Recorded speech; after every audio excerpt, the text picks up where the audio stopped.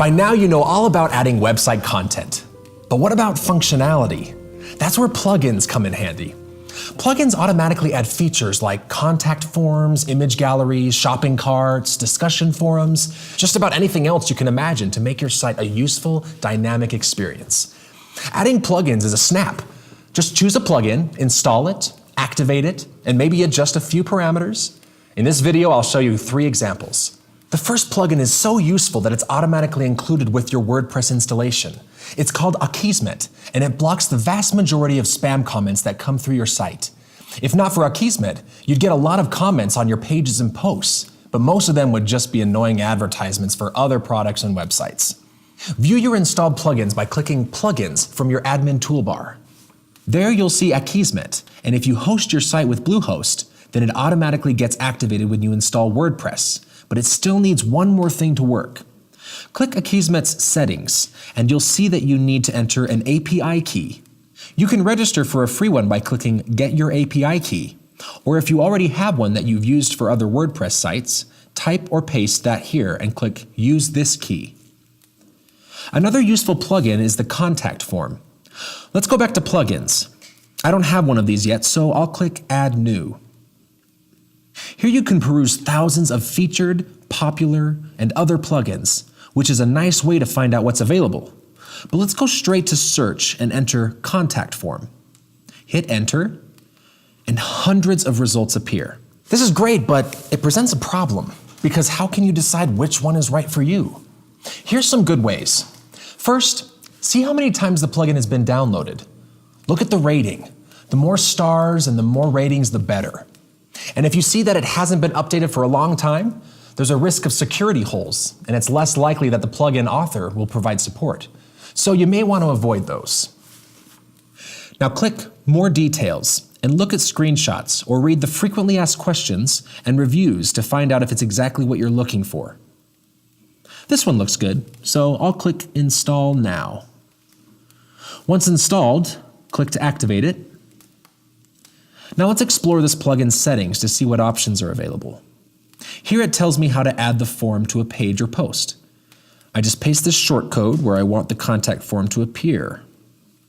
Shortcodes are bits of code that you copy and paste into your pages to add the plugin to that page. I'll demonstrate that in a minute. Here I have the option to mail the form results to myself or another WordPress user. Notice that many plugins have a free version like this one, and a paid version which unlocks additional functionality. In this case, this crossed out area shows functionality that would be added if I upgrade. When I click Additional Settings, I see a lot more grayed out options. Again, these are what you would get with the Pro version. Let's add this to a page and see this thing in action. First, I'll copy the shortcode and then click Pages and add a new page, enter Contact Us for the page title, then paste the shortcode. Now I'll publish the page and let's see how it looks. Nice! If anyone fills out this form and clicks Submit, WordPress will send me an email with the information they enter. Now, I do want to show you one more quick trick before moving to the next plugin, and that is adding a map to your page so people can see where you're located. First, I'll go to Google Maps and type in my address. Then down here you have a little setting icon. Click where it says Share or Embed Map. Then click the Embed Map tab. Here you can choose the size of the map and copy this code. Let's go back to our contact page. Now when embedding maps, you need to be in the HTML text editor. So click the Text Editor tab, place the cursor where you want the map to appear, and paste the code here. Now let's update it and go back to the contact page. Refresh. Perfect. We now have a nice map embedded into our site, and it's interactive, which is really nice. Now, I promised to show you 3 plugins, so let's look at one more. How about an image gallery that I've already installed?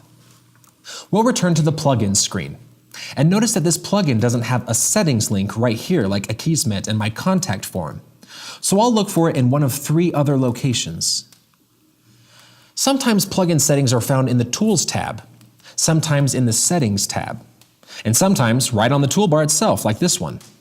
If I click that, then half a dozen links appear for me to explore and manage the plugin. Let's take a look around. On this page, I'll create a new gallery by typing a name here, then clicking Add Files. Note that photos in this gallery plugin are stored separately from the WordPress media library, so I can't choose an image I've already uploaded.